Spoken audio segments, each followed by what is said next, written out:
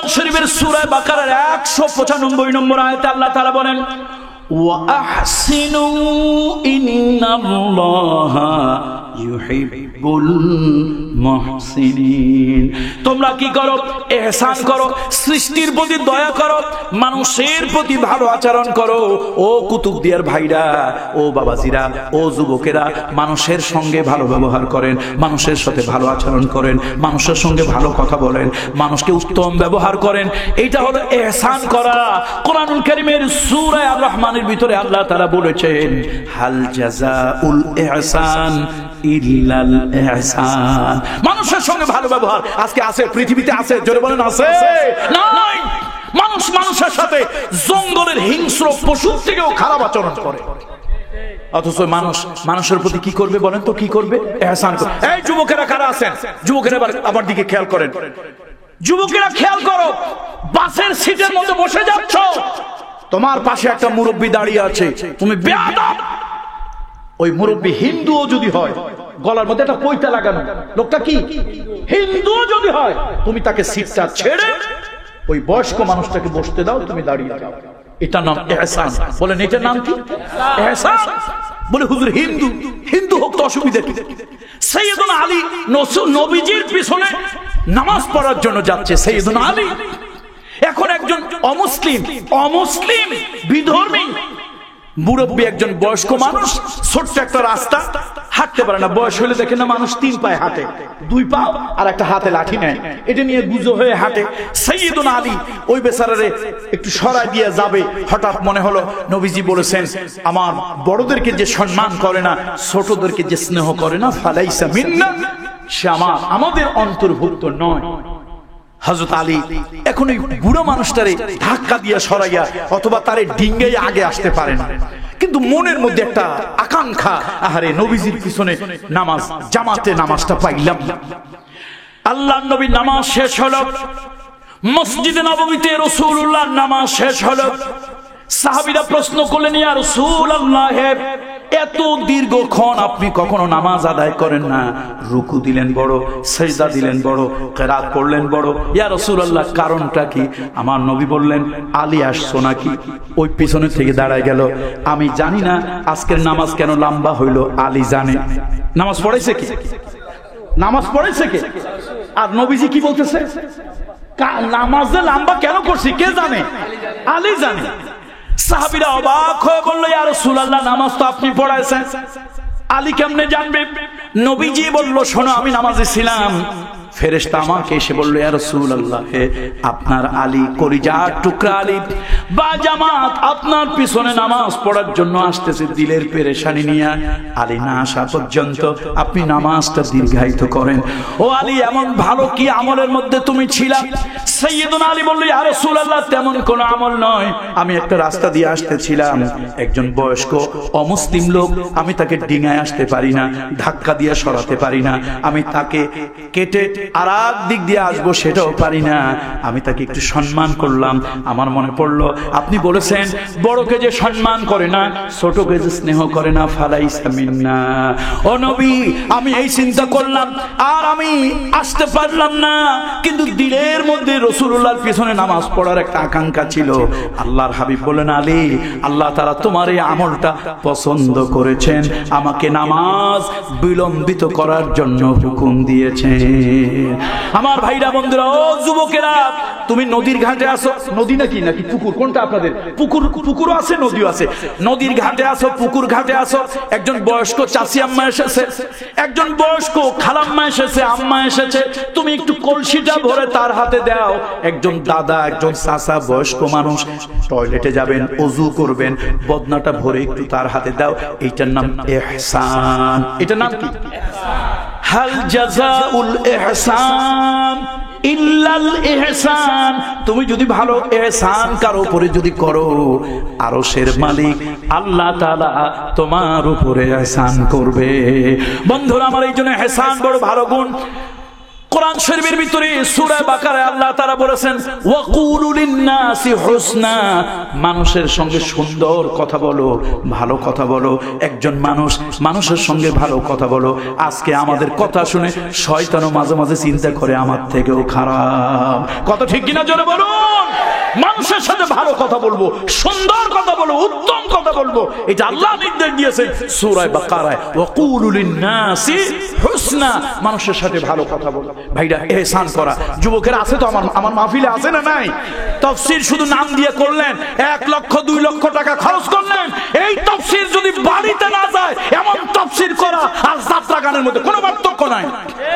আমল নিয়ে যেতে হবে, আমল নিয়ে যেতে হবে। খবরদার যুবক, সিটে বসে আছো, পাশে একজন মুরব্বী দাঁড়িয়ে আছে, মুরব্বীর সিটটা ছেড়ে দাও। মুসলমান হোক, হিন্দু হোক, বৌদ্ধ হোক, একজন বয়স্ক মুরব্বীকে সম্মান করবে। রাজি আছো? রাজি আছেন আপনারা? এর নামে ইহসান। মুরব্বীদেরকে দেখলে সম্মান করা, শ্রদ্ধা করা, মানুষের সাথে ভালো কথা বলা, আত্মীয়তার হক আদায় করা, ইহসান করা, এগুলি ভালো কাজ। কিন্তু আজকে আমার সমাজের ভিতরে প্রতিবেশীর সাথে ভালো আচরণ করা, এগুলো হচ্ছে ইহসান। কিন্তু আজকে আমার সমাজের ভিতরে এই কাজগুলি নাই। এই জন্য ইন্নাল্লাহা ইউহিব্বুল মুহসিনিন। আপনারা জানেন ইউসুফ আলাইহিস সালাম কোথায় গেছিল বলেন? মিশরে তো গেছিল, ঢুকছিল কোথায়? জেলের ভিতরে। ওয়াদাখালা মাআহু সিজনু ফাতায়ান, জেলের ভিতরে 2 জন তার সাথে, তিনি যখন জেলে গেলেন তার সাথে 2 জন যুবক জেলে গেলেন। এখন ওই 2 জন যুবক স্বপ্ন দেখছে। একজন স্বপ্ন দেখলো তার মাথার মধ্যে রুটি বহন করতেছে, কাক বা চিল এই রুটি খুঁড়ে খুঁড়ে খাচ্ছে, এটা একজন স্বপ্ন দেখছে। আরেকজন স্বপ্ন দেখলো যে সে আঙ্গুরের থোপা চিপড়াইয়া রস বাইর করতেছে। এখন জেলের মধ্যে কত মানুষ, কয় যে ভাই স্বপ্ন দেখলাম, কারে বলি? একজন কয় ভাই জেলে একটা ভালো মানুষ আছে। আরেকজন কয় বেটা তোর মাথা খারাপ হয়েছে, জেলে থাকবে আসামি, লুচ্চা, গুন্ডা, বদমাশ, চোর, ডাকাত, দাগি আসামি। কয় যে না রে ভাই, জেলে 2-1 ভালো মানুষও থাকে, 2-1 ভালো মানুষও। কি কথা কি আমার বানানো না? কোরআন দলিল আছে না নাই? কি আছে দলিল? একজন লোকের কাছে গিয়ে তারা বলতেছে, কোরআন সাক্ষী, কোরআন সাক্ষী। একজন লোকের কাছে গিয়ে সে ইসমুহু ইউসুফ বলেন আলাইহিস সালাম, সেই লোকটার কাছে গিয়ে কয় ইন্না নারাকা মিনাল মুহসিনিন। কার কথা বলেন তো? আল্লাহর কথা। ওই লোকটার কাছে গিয়ে কয় দেখেন এই জেলের মধ্যে তো চোর, গুন্ডা, লুচ্চা, বদমাশ আছে, তবে আমাদের কাছে মনে হচ্ছে ইন্না নারাকা মিনাল মুহসিনিন, আপনাকে একজন সৎকর্মপরায়ণ লোক মনে করছি। ভালো কাজ যারা করে, সৎকর্ম যারা করে, তাদেরকে সমাজের অন্য থেকে আলাদা করা যায়, এদেরকে বলে মুহসিন। এদেরকে কি বলে? ওই লোক 2টা সবার কাছে গেছেন, একজনের কাছে গেছে, গিয়ে কি বলছে? আপনারা দেখলেই মনে হয় আপনি একজন ভালো কাজকারী। ইন্না নারাকা মিনাল মুহসিনিন। শুনেন, আমরা 2 জনের স্বপ্ন দেখছি, এই জেলের কারো কাছে বলিনি, আমরা মনে মনে ভাবছি মানুষ আপনি ভালো, আপনার কাছে বলবো। ইউসুফ আলাইহিস সালাম কয় এই যে একটা চান্স, যাক তোমরা ভালো জায়গায় আসছো বাবা, তবে তোমাদেরকে স্বপ্নের কথা বলবো, শুধু স্বপ্নের কথাই বলবো না, কিছু আল্লাহর কথাও বলে দেব। সুবহানাল্লাহ বলুন। এই জন্য আল্লাহ তাআলা ভালোবাসেন, শুধু মানুষের প্রতি ইহসান নয়। একটা হাদিস, সহিহ হাদিস, মদিনা রাসূলুল্লাহ সাল্লাল্লাহু আলাইহি ওয়াসাল্লামকে দাওয়াত দিলেন একজন, আল্লাহ নবী দাওয়াত গ্রহণ করলেন। গরিব হলেও নবীজি কারো দাওয়াত ফিরায় দিতেন না, শুধু শরঈ ওযর ছাড়া আল্লাহ নবী কখনো কারো দাওয়াত ফিরিয়ে দিতেন না। একজন রাসূলুল্লাহকে দাওয়াত দিলেন, আল্লাহ নবীজি তার বাড়িতে গেলেন। এবার রাসূলুল্লাহকে খাবার দেওয়া হলো দস্তরখানায়। ইয়া রাসূলুল্লাহ আপনি শুরু করেন। বিশ্ব নবী খায় না। আল্লাহ নবীকে আবার বলা হলো ইয়া রাসূলুল্লাহ আপনি শুরু করেন। রাসূলুল্লাহ খায় না। ইয়া হাবিব আল্লাহ আপনি শুরু করেন। নবীজি খাবারে হাত লাগায় না। আল্লাহর হাবিব খাবারে হাত লাগায় না। কেউ ভয়তে সাহস করে খাবার শুরু করতে পারে না। সাহাবী জিজ্ঞেস করলেন ইয়া রাসূলুল্লাহ আমার জীবন, মা বাপের জীবন আল্লাহর হাবিবের কদমে কোরবানি হোক। ইয়া রাসূলুল্লাহ, আমি বুঝলাম না আপনি কেন রাগ করলেন, আপনি কেন খান না? আল্লাহ নবী বললেন, শোনো, আমি যখন তোমার বাড়িতে তোমার ঘরে যখন ঢুকেছি, ওই যে গাছের কাছে একটা উট বাঁধা, ওই উটটা আমার কাছে একটা নালিশ করেছে, ওই উটটা আমার কাছে বিচার দিয়েছে। আমি তো রহমতের নবী, তোমার বাড়িতে যখন দাওয়াত খাওয়ার জন্য আমি ঢুকলাম, উটটা আমার কাছে নালিশ দিল, ইয়া রাসূলুল্লাহ, আমি একটা উট, আল্লাহর সৃষ্টি, একটা পশু। ইয়া রাসূলুল্লাহ, এই লোকটা আমার উপরে এত অত্যাচার করে, এত কষ্ট দেয়, আমি যা বোঝা বইতে পারি তার থেকে বেশি বোঝা আমার দেয়, আমি যতটুকু কষ্ট সইতে পারি তার থেকে বেশি কষ্ট আমাকে দেয়, যেটা আমার পক্ষে সম্ভব না ওই কষ্টটা আমাকে দেয়। এই বলে উটটা আমার কাছে কাঁদতেছে আর বারবার আমার কাছে নালিশ করে, দরখাস্ত করে। আমি তো রহমতের নবী, আমি শুধু মানুষের জন্য কথা বলি না, পশুর জন্য কথা বলি। ইন্নাল্লাহা ইন্নাল্লাহা ইন্নাল্লাহা কাতাবাল ইহসানা আলা কুল্লি শাই। ও সাহাবী, শুনে নাও, আল্লাহ তাআলা শুধু মানুষ নয়, সকল প্রাণীর উপরে ইহসান করা আল্লাহ তাআলা ওয়াজিব করে দিয়েছেন, লিখে দিয়েছেন। আল্লাহ তাআলা লিখে দিয়েছেন, শোনো, একটা পশুর উপরে তুমি কষ্ট দেবে না, জুলুম করবে না, অত্যাচার করবে না। পশুর যতটুকু শক্তি আছে, সাধ্য আছে, তার অতিরিক্ত তার উপরে অত্যাচার নির্যাতন করে চাপিয়ে দেবে না। একটা মানুষের সঙ্গে ভালো ব্যবহার করবে, কোন প্রাণীকে জ্বালিয়ে পুড়িয়ে মারবে না। কোন প্রাণী যদি মারতে হয় সব থেকে কম কষ্ট দিয়ে মারবে। যে প্রাণী জবাই করে খাবে, ধারালো ছুরি দিয়ে জবাই করবে, যেন ওই প্রাণীটার সব থেকে কম কষ্ট হয়। আল্লাহু আকবার, এটা রাসূলুল্লাহর বিধান। এই জন্য ইন্নাল্লাহা ইউহিব্বুল মুহসিনিন, যারা ইহসান করে, ভালো ব্যবহার করে, সুন্দর আচরণ করে। মাগো, শাশুড়ি আম্মারা যাদের ঘরে আছে, ও মা, বৌমাদেরকে একটা অনুরোধ করে যাই, আমি একজন পীরের ছেলে, আমিও পীর, হয়তো আমি পীর মুরিদি করি না, পীর মুরিদি করলে আমারও আলহামদুলিল্লাহ 2-4 লক্ষ লোক মুরিদ আমারও হতো। মা, একটা অনুরোধ করে যাই, মাগো, তোমাদের যাদের ঘরে শ্বশুর আছে, শ্বশুর মনে করিও না, শাশুড়ি আম্মা আছে, এদেরকে নিজের সন্তান মনে করো, সন্তান মনে করো। মেয়েদের জীবন কঠিন জীবন, মেয়েদের জীবন কঠিন জীবন। পরকে করতে হয় আপন, আপনকে করতে হয় পর, পরকে করতে হয় আপন। মেয়েদের জীবন কঠিন জীবন, কত ঠিক কিনা? আপনার মেয়ে অন্যের ঘরে গিয়ে পরকে আপন বানায়, আর অন্যের একটা মেয়ে আপনার ঘরে আসে আপনাকে আপন বানায়।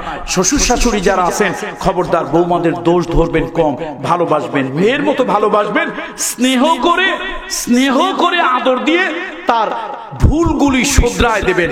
আর বৌমারা যারা আছেন, মাগো, কামা তাদিনু তুদানু, কামা তাদিনু তুদানু। ও মা, আজকে যদি তোমার শ্বশুর শাশুড়িকে ঘাট ধাক্কা দিয়ে বের করে দাও, ঘরের থেকে ভাগাভাগি করে বের করে দাও, অসম্মান করো, মা, কালকে তুমি শাশুড়ি হবে, আল্লাহ তোমাকেও এরকম অসম্মান অপমান করে তোমার সন্তান থেকে ঘাট ধাক্কা দিয়ে মা তোমাকেও বের করে দিতে পারেন। আল্লাহ পারেন কি পারেন না? এই ক্ষমতা আল্লাহর আছে কি নাই? এই জন্য আমি বৌমাদেরকে একটা অনুরোধ করে গেলাম, সেই মাদারীপুর থেকে এসে। আপনারা আমার নামের পরে বলেছেন ঢাকা, আমি তো ঢাকা না, আমি মাদারীপুর, ঢাকা থেকে বহুদূর। আমি একজন দূরের মানুষ হয়ে আপনার কাছে অনুরোধ করে গেলাম, বৌমার কাছে, মাগো, শ্বশুর শাশুড়ির প্রতি ইহসান করবে। ছেলেরা যারা আছেন, বাবা মার প্রতি ইহসান করবেন, চাচার প্রতি ইহসান করবেন। খবরদার, আমাদের দেশের সব থেকে জুলুমের সম্পর্ক হলো চাচা আর ফুফু।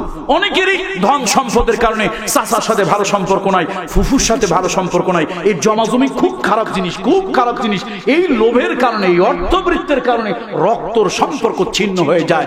ভাই বড় ধন, ভাই বড় ধন, রক্ত বাঁধনে যদিও শত্রু হয় ধন সম্পদের কারণে।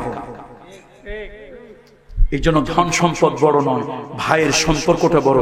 ভাইকে বুকে জড়িয়ে ধরো, ভাইকে বুকে জড়িয়ে ধরো। ফুফুর কাছে যাও, বাবার গন্ধ পাবে, চাচার কাছে যাও, বাবার গন্ধ পাবে। এগুলো রক্ত। এই যে রেহেমের সম্পর্ক আল্লাহর আরশের সাথে ঝুলানো থাকে। বিশ্বনবী বলেছেন, মুহাম্মদ রাসূলুল্লাহ বলেছেন, এই রেহেমের সম্পর্কগুলো যারা ছিন্ন করে, আল্লাহর আরশের সাথে তারা সম্পর্ক ছিন্ন করবে। এই জন্য ইহসান করে, এগুলো সব ইহসানের মধ্যে পড়ে। কিসের মধ্যে পড়ে বলেন তো? ইহসানের মধ্যে। ভালো কথা বলা, ভালো আচরণ করা, ভালো ব্যবহার করা, আত্মীয়তার সম্পর্ক বজায় রাখা, প্রতিবেশীর সাথে উত্তম আচরণ করা, এগুলি সব ইহসানের মধ্যে পড়ে। ইন্নাল্লাহা ইউহিব্বুল মুহসিনিন।